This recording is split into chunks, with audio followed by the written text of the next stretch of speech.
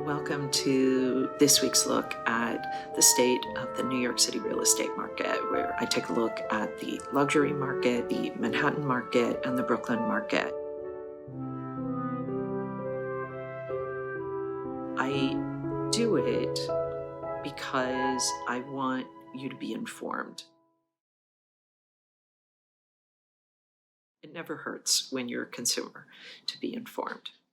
Welcome to this week's look at the state of the New York City real estate market. As always, I bring you the very latest news so that you can be informed about what's happening in the luxury market, the Manhattan market, and the Brooklyn market.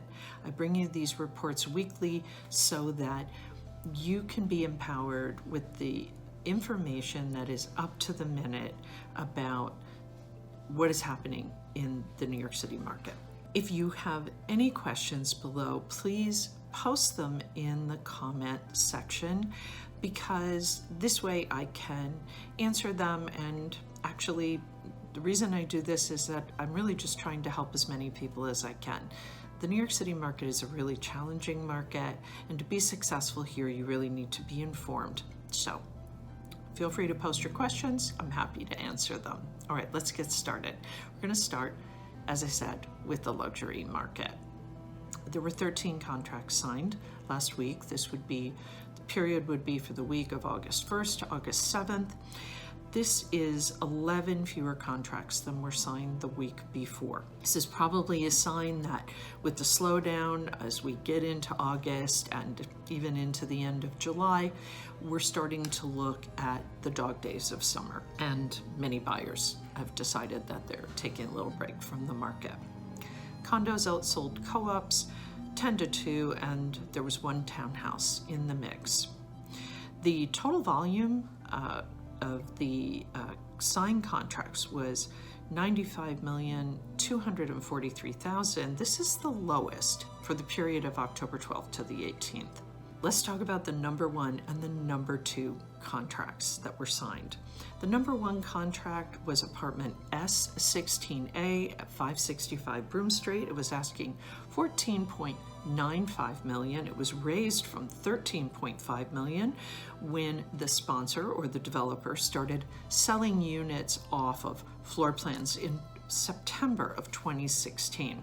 This duplex condo has almost 3,400 square feet. It includes 3 bedrooms, 3.5 bathrooms, and a 2,200 square foot terrace, which includes a 25-foot sailing pool and an outdoor shower. Wow, amazing. Who wouldn't love that? I would so love to have that.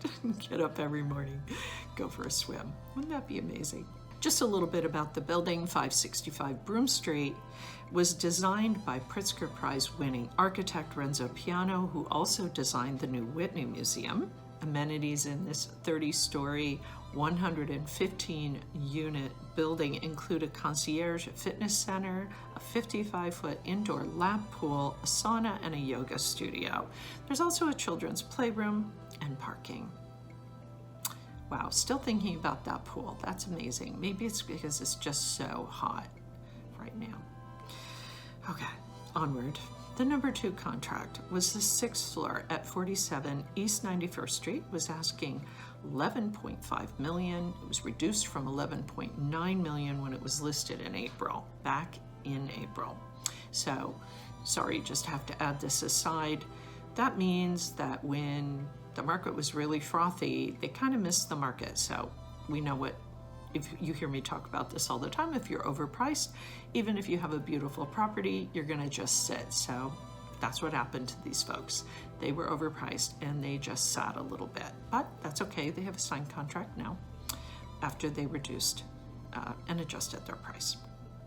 This is a full floor condo, 4,007 square feet. It includes 5 bedrooms, a library, 5.5 baths. It has a 37.5-foot great room with a fireplace, and 2 of the bedrooms face Madison Avenue. The building is comprised of 8 units. It has a doorman. The owner, interestingly, paid $8,375,738 in January of 2005. All right, let's take a look. We've already talked about the total weekly asking price sales volume. I told you that number as it compares, it was the lowest since October 12th to 18th of 2020. The average asking price was $7,326,385. The median asking price, $6 million. The average discount from original ask to last asking price, 2%. And the average days on market, 540. Again, part of the reason for the average days on market being high in the luxury market has to do with the fact that some of these are new development. And as you've heard me say in previous reports, new development takes a little longer to sell. It just needs more time on the market. Okay, that is it for the luxury market. Again, any questions, please post them below. The more questions you ask me, the more people I can help. Let's move on and take a look at what's going on in Manhattan. Let's take a look at what happened last week in Manhattan. The new supply for the week was 227. Not a lot of a change, about a 3% change. We're not seeing a whole lot of new inventory coming on. This is because it is summer, and the sellers, unless they really have to sell right now, are kind of waiting until there are more buyers coming back into the market. So probably you'll see a lot more inventory coming on in October, frankly. So we've got to get through August and September. But if you're a buyer and you're out there looking, you do have 227 new properties to consider. There were 180 contracts signed. That's down about 9%. Again, it's stating the obvious. This is the time of year when many buyers have decided to take a break from looking, so that would account for it. We did see a big jump in the off-market properties. 260 properties went off the market, probably because there aren't a lot of buyers out there, so that figures up about 26%. You know, overall, it continues in Manhattan to kind of tick downward. Nothing dramatic, but you can see from the chart it's drifting down a bit. And the pending sales overall seem to be back on trend, which means they're kind of staying a bit flat. They were up. The pending sales are about where we would expect them to be this time of year, after they were kind of ticking upward for the last couple of weeks. Again, the weekly new listings continue to drift downward. They remain, frankly, right now at the lowest levels of the year so far. But like I said, you'll be seeing more inventory coming back on the market after the summer is over. In the meantime, we're going to continue to keep an eye on things, and I will continue to keep you posted.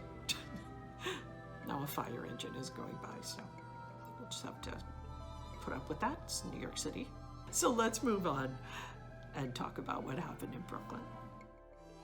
Okay, so for Brooklyn, we're going to take a look just at the weekly numbers, as we always do. The weekly supply for last week was 171 properties. So 171 properties come on the market. That's down over 10% from the week before. Signed contracts also down. 133 contracts were signed, almost 12%. And we saw, as we did with Manhattan, a bit of an uptick in the off-market properties. 140 properties came off the market, almost 19% change from the week before. What I want to say about what's happening in Brooklyn that is a little different than what is happening in Manhattan is that we're seeing, as we are in Manhattan, a kind of a drifting down, ticking down of supply of new inventory. However, we're kind of seeing this buyer activity is not being quite as diminished as we're seeing in Manhattan. So I would say 1 week it's up, 1 week it's down. We're kind of going sideways with the demand. What does that mean at the end of the day? Well, like with Manhattan, it means that for buyers, if you're looking right now, you don't have a lot of choices, new choices, and you're probably going to have to wait until about October to see the next really good sizable batch of properties coming on the market. That doesn't mean that there aren't opportunities though, so keep your eye open. Perhaps you'll see something that you feel will work for you. So jump in if you do. The other thing I want to talk about is that we're not really seeing much in the way of price cuts in Brooklyn. So for the buyers that are sitting back and waiting for a big price shift downward, we're not seeing an indicator of that. So you might not want to count on it. Again, as I've said in previous reports, sellers are more negotiable now, especially if they've been sitting on the market. So keep an eye on those properties that you like and go ahead and make your offers. Perhaps there's a deal to be made if you can have a meeting of the minds with the sellers. But this is really a bit of a caution to the buyers. Don't assume that we're seeing a market that's going to suddenly tank in terms of prices, especially in Brooklyn, but also from Manhattan. I hope that's helpful. I hope it's not confusing. Again, please ask me your questions. Please post your questions. What do you want to know? What's on your mind? Is this helpful, this information? Is there information that you would like to hear about that I'm not reporting on? I would love to hear your thoughts, so please. And again, it helps other people too, and that's really why I'm doing this. I really feel that these are huge decisions, and people deserve to have as much information as they would like to have, and that is available to share. So that's why I'm doing it. I hope it's helpful. Hope you're enjoying it.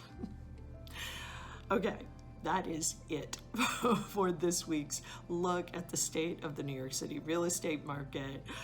I will be back next week with more up-to-the-minute news on what is happening in the New York City real estate market.